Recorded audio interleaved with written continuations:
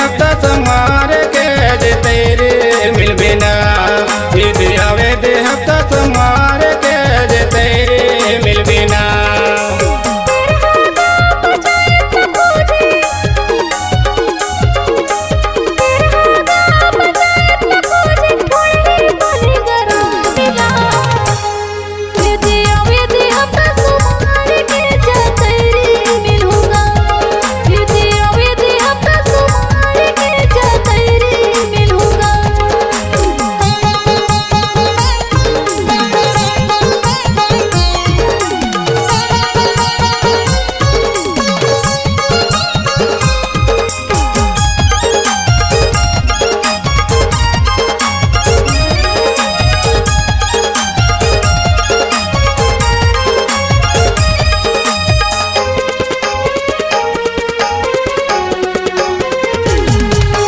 चकोली वाले मंडे के दे वो दिन गवा वाले धुना की पचमा वाले मन पचा दे मुझे तैयारी वाले बता है।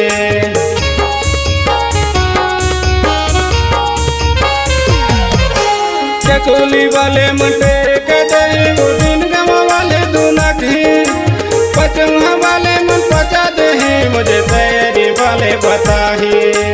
पचमा वाले मन पचा दे मुझे तैयारी वाले बताई के रहा वो पंचायत ला खोजा के रहा वो पंचायत ला खोजा पूरी पानी गरा में मार ईद आवे दे हफ्ता समार के जे तेरे मिल बिना ईद आवे दे हफ्ता समार के जे तेरे मिल बिना।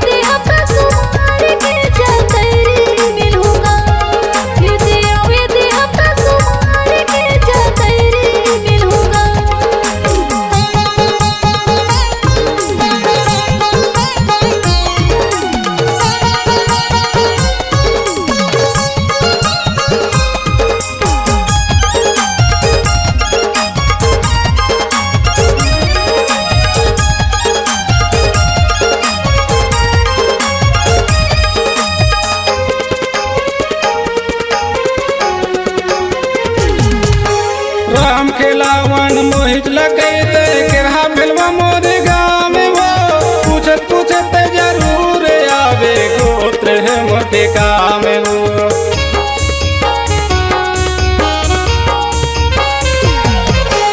राम खिलावन मोहित लगे केरहा फिल्म मोर गाँव में वो पूछत पूछत जरूर आवे गोत्र है मोटे काम वो।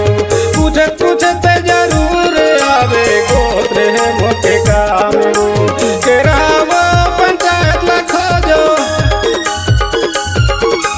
के रहा वो पंचायत ला खोजो थोड़ी पानी गरा में ईद आवे दे हफ्ता समार के जे तेरे मिल बिना ईद आवे दे हफ्ता समार के जे तेरे मिल बिना।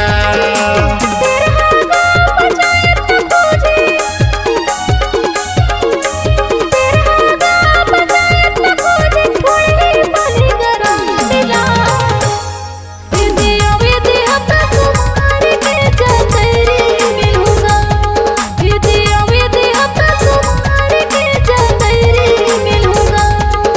देखे रहा